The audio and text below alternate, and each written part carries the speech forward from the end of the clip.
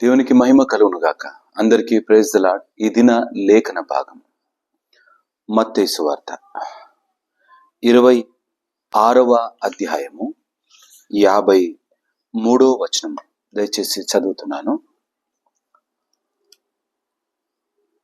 ఈ సమయమున నేను నా తండ్రిని వేడుకొన లేననియు, వేడుకొన్న ఎడల ఆయన 12 సేనా వ్యూహముల కంటే ఎక్కువ మంది దూతలను ఇప్పుడే నాకు పంపడనియో నీవనుకొనుచున్నావా? గెత్సెమనే తోటలో యేసయ్యను బంధిస్తున్నప్పుడు జరుగుతున్న యొక్క సందర్భంలోని మాటలు. యేసయ్య ఈ మాట చెప్పే కన్నా ముందు జరిగిన సందర్భం ఏంటి? కత్తి తీసుకున్నాడు పేతురు. ఆయన్ను బంధించడానికి వచ్చిన ఒక సైనికుని చెవిని తెగ నరికినాడు. నువ్వు ఈ విధంగా ఎందుకు చేస్తున్నావు? నేను నా తండ్రికి ప్రార్థిస్తే 12 సేనా వ్యూహముల కంటే ఎక్కువ దూతలు నా కొరకు పంపడా? ఒక్క సేనా వ్యూహం రోమా సైన్యంలో ఒకవేళ లెక్క వేస్తే 3 నుండి 6,000 మంది ఈ యొక్క ఒక వ్యూహంలో ఉంటారు. 12 సేనా వ్యూహములను ఆయన పంపడా అన్న మాట యేసయ్య అంటున్నాడు. ఈ యొక్క వచన భాగాల్లో ఆయన ప్రాణాన్ని ఎవరైనా తీసుకోగలరా? ఆయన బంధించినంత మాత్రాన ఆయన ప్రాణం తీయగలరా? బంధించడానికి ఆయన దగ్గర వరకు రాగలరా? లేఖనాల నెరవేర్పు కొరకు ఆయన మన కొరకు తన ప్రాణాన్ని ధారపోసినాడు. ఆయన ప్రాణము పెట్టగలడు, ఆ ప్రాణాన్ని తిరిగి తీసుకొనగలడు. యోహాను సువార్త లేక మాట వ్రాయబడి ఉంటుంది. కొన్నిసార్లు కష్టమైన పరిస్థితులు మన పైకి వచ్చినప్పుడు మనల్ని చూస్తున్న వారు మన జీవితం అయిపోయింది అంటూ వారేవో కొన్ని ప్రయత్నాలు, ఈ లోక ప్రయత్నాలు చేయడానికి చూస్తారు. కానీ ఎవరు కూడా మనల్ని నిలబెట్టలేరు. దేవుని కార్యాలు గొప్పవి.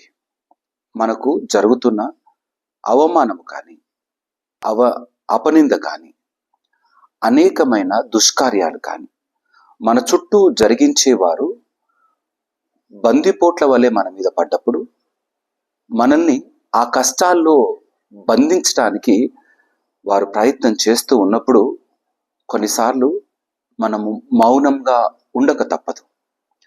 మౌనంగా ఉండి ఏం చేయాలి? మౌనంగా ఉండి దేవుని సన్నిధానంలో మొరపెట్టే వారంగా ఉండాలి. మనుషుల ప్రయత్నాలు విఫలము కావచ్చు, కానీ దేవుడు చేసే ఏ ఒక్క కార్యము కూడా విఫలము కాదు, సఫలమే అవుతుంది. ఆయన సైన్య సమూహము మనకు తోడుగా ఉంచినాడు, మన వెంట నడిపిస్తున్నాడు. నువ్వు ఏ స్థితిలో ఉన్నా, ఏ పరిస్థితుల్లో ఉన్నా, ఏ శ్రమల గుండా నీ ప్రయాణం కొనసాగుతున్నా ఒకటి మాత్రం మర్చిపోవద్దు, నీ వెంట ఆ యేసయ్య ఉన్నాడు. ఆ కలువరి శిలలో ప్రాణాన్ని ధారపోసిన యేసయ్య కేవలం నీ వెంట ఉన్నాడన్న సంగతి మర్చిపోవద్దు. నీవు బలగము వైపుకు పరిగెత్తాల్సిన పని లేదు. నీ బంధువుల వైపుకు నువ్వు దీనంగా చూడాల్సిన పని లేదు. నీకెవరో ఏదో ఇస్తారు అంటూ ధన సమృద్ధి కలిగిన వారి వైపుకు నీ చేతులు చాపాల్సిన పని లేదు. తల పైకెత్తాలి, కనులు పైకెత్తాలి, ఆ యేసయ్య వైపుకు చేతులు పైకెత్తాలి.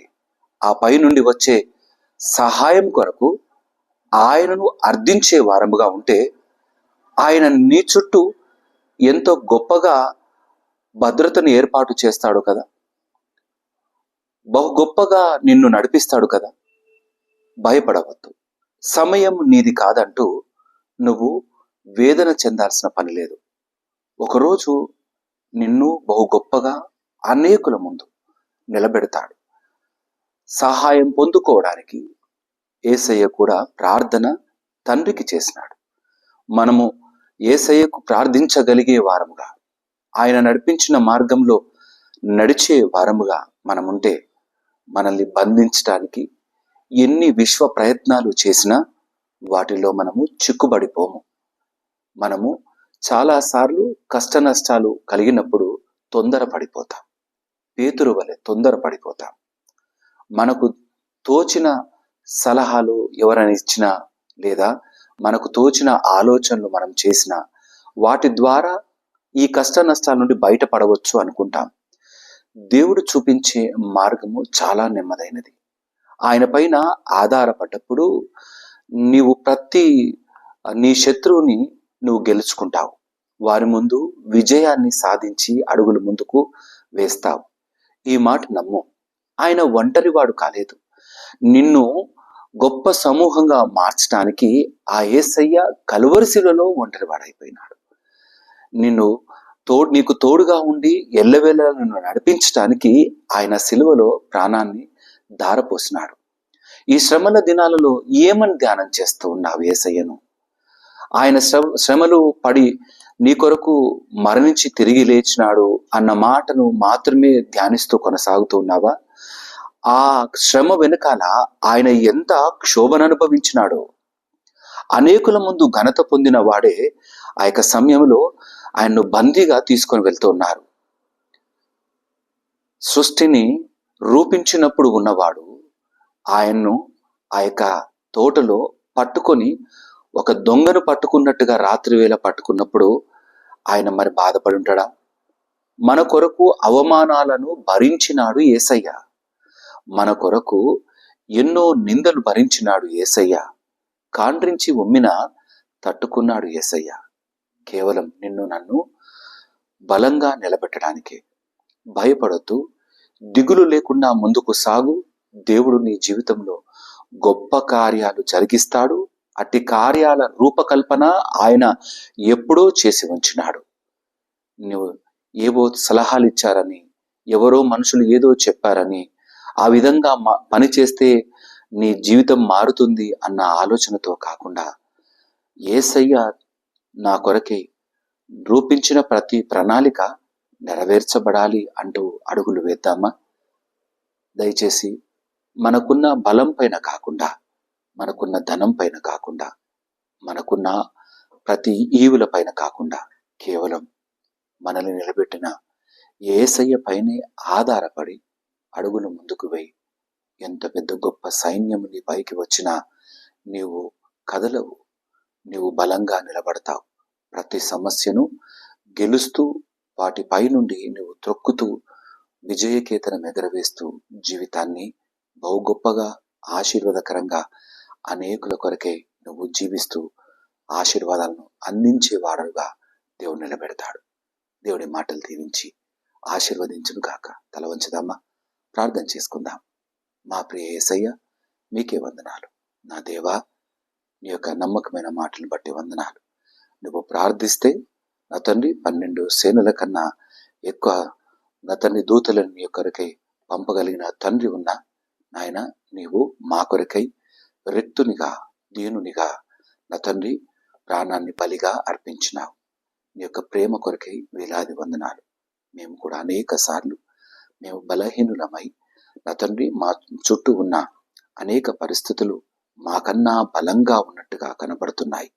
అయ్యా, మమ్మల్ని బంధించడానికి ప్రయత్నం చేస్తూ ఉండగా, మమ్మల్ని దుఃఖ సాగమును ముంచడానికి ప్రయత్నం చేస్తూ ఉండగా, ప్రభువా యేసయ్యా, మమ్మల్ని గట్టిగా పట్టుకోవా, మమ్మల్ని నడిపించవా, మాకు ధైర్యాన్ని ఇవ్వవా, మాకు ఓదార్పునివ్వవా, మాకు నెమ్మదినివ్వవా. యేసయ్యా, నిన్ను కలిగి ఉంటే నా తండ్రి మేము సంతోషంగా బ్రతకగలం. నిన్ను కలిగి ఉంటే నా తండ్రి పిరికితనం అనేది మా దరిదాపుల్లోకి కూడా రాదు. బలమైన స్థితిలో బలమైన హృదయము కలిగిన వారముగా, నిన్ను కలిగిన వారముగా నా తండ్రి ప్రతి పరిస్థితిని నాయన మేమే ఎదుర్కొనే విధంగా మమ్మల్ని నీ యొక్క బలమైన శక్తితో నింపి నడిపించమని మా యొక్క జ్ఞానం పైన కానీ, మా బలం పైన కానీ, మాకున్న చుట్టుప్రక్కల ఉన్న మా బంధువుల పైన కానీ, స్నేహితుల పైన కానీ ఆధారపడే వారంగా కాకుండా కేవలము నీపైనే మాత్రమే ఆధారపడి నీ నుండి వచ్చే ప్రతి జవాబును పొందుకొని నాయన, నీవు నిర్మించిన, రూపించిన, స్థిరపరిచిన, రూపకల్పన చేసిన బ్రతుకు ప్రయాణములోని కొనసాగుటకు మాకు శక్తిని, బలాన్ని, ఆత్మీయమైన నమ్మకమైన జీవితాన్ని మెండుగా అనుగ్రహించి స్థిరపరచమని ప్రార్థన చేస్తూ స్తుతులు చెల్లిస్తూ యేసయ్య అతి పరిశుద్ధమైన నామములో అడిగి ప్రార్థించి వేడుకుంటున్నాము నా తండ్రి. ఆమేన్. దేవుడు మిమ్మల్ని అందరినీ దీవించి ఆశీర్వదించును గాక. అందరికీ ప్రైజ్ ది లార్డ్. వీలైనంత మట్టుకు ఈ యొక్క వాక్యాన్ని అనేకులకు షేర్ చేయడానికి ప్రయత్నం చేయండి. దేవుడు మిమ్మల్ని దీవించి ఆశీర్వదించును గాక. ఆమేన్.